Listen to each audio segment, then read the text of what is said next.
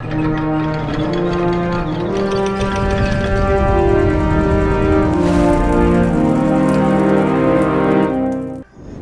one and all, Jasper here, and happy to say we got another great episode. With the only exception of the third episode so far, every single one of them has greatly surprised me in how good it is. Fucking hell, I hope everyone is paying attention to this. If you don't deviate too crazily from the books, then you have good shit. I will get on Gurm's ass in his ability to finish a story, but the guy knows how to fucking write, that's clear. And Ira Parker has done an amazing job being faithful to the original text while also expanding and making it his own. Honestly, I'm tempted to give him the reins to House of the Dragon, but to be fair, that's a much different beast compared to this smaller series. Enough gushing, let's dive into the episode itself. Egg, or should I say Aegon? Egg is easier, and plus, we don't need another fucking Aegon, so I'll stick with that. Egg delivers some food to Dunk as he sits in the cell and chews out the princeling for lying to him. And I enjoy it because, let's be fair here, Egg messed up incredibly.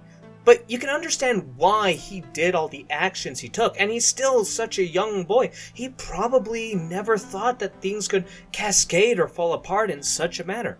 And Duck knows this to an extent, even while chewing him out, as once he is brought before Baelor, he does defend the lad.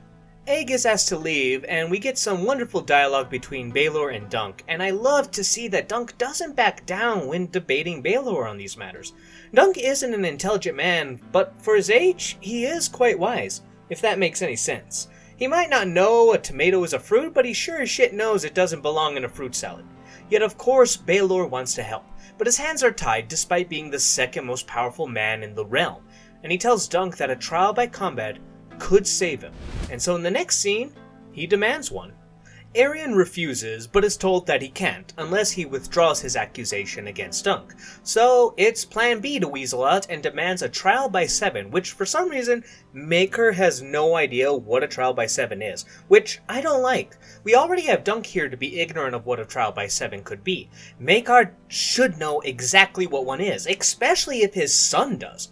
Also, I'm disappointed that Daeron Targaryen isn't here. I enjoyed him in the books during this trial, and I feel his absence, especially because I think you could have some good humor with him. Maker being incredibly disappointed as he sees what the trial by 7 is, Arion trying to keep his hide safe. Arion spinning it that no, his motivation is to give his brother Daeron a chance for personal justice, only for Daeron to refuse as he has no interest. Arion can take all the glory himself.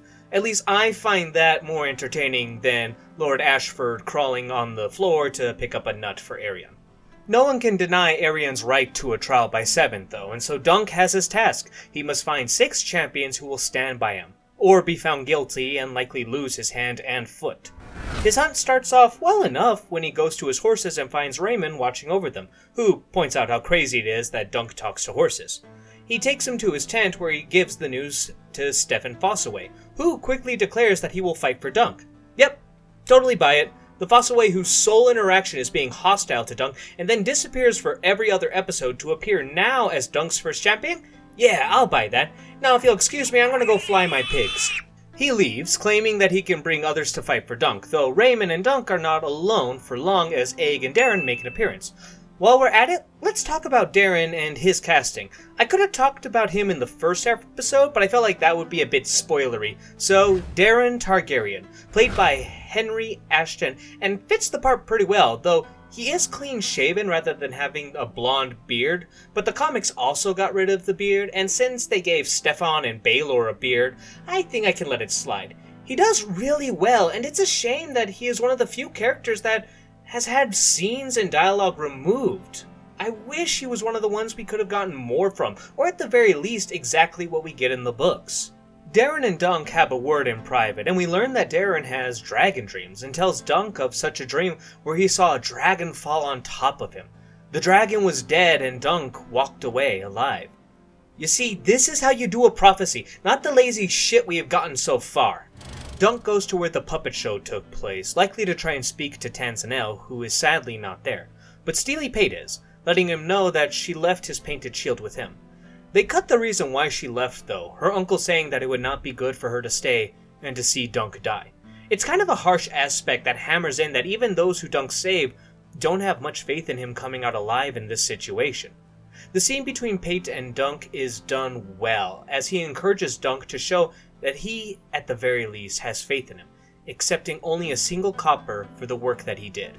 We soon see the knights that have gathered to fight with Dunk, and it's a real shame that, just like the book, it feels like an asshole. Now, to be fair, the show is technically better, as we get at least one scene with Robin Riesling and a lot more with Lionel Baratheon. But I still think most of these characters would have benefited from some more scenes rather than most of the other filler we got.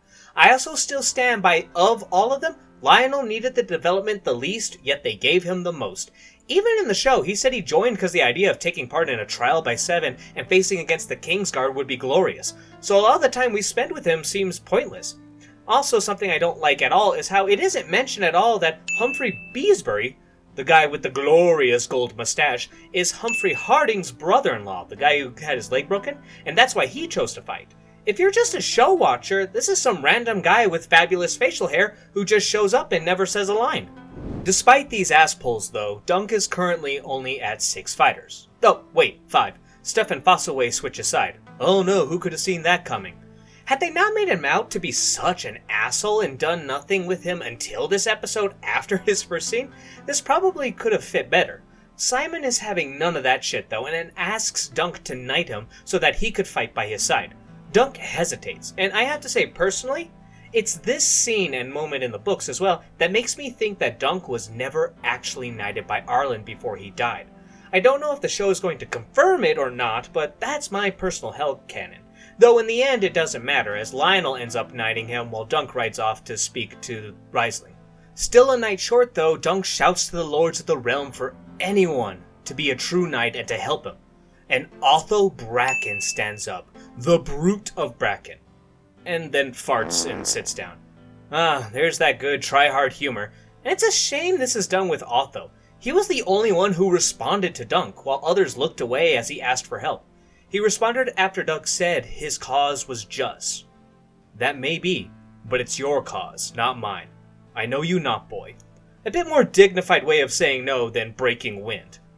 With that moment aside, I enjoyed Dunk's speech and loved the fury and anger in the actor's voice after being disrespected in such a matter, so maybe there was a point to that fart.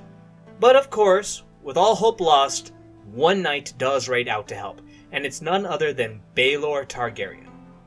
I know these last 2 episodes I've been a bit more on the negative side, but I think that's because now, as we reach the end and I have a better idea of what is to come, I'm beginning to realize that the writers of the show have sadly done a less than stellar job in expanding on the story, at least in my opinion. Makes me look back to previous episodes and scenes that I did originally enjoy, but now think that maybe that time could have been spent better elsewhere. There are other things that I'm not a big fan of either. For example, it's not really shown just how much support Dunk has from the small folk, and because of that we lose a line from Pate. When Dunk is confused on why he has their support, Pate points out it's because he's a knight who remembered his vows. But, again, I want to be clear, I enjoyed this episode. It's been a very, very entertaining ride so far. And even then, a lot of my criticisms are criticisms I have on the book. But 2 episodes left. I'm really hoping they're going to stick the landing. Until then, though, be safe, and I hope you all have a wonderful night.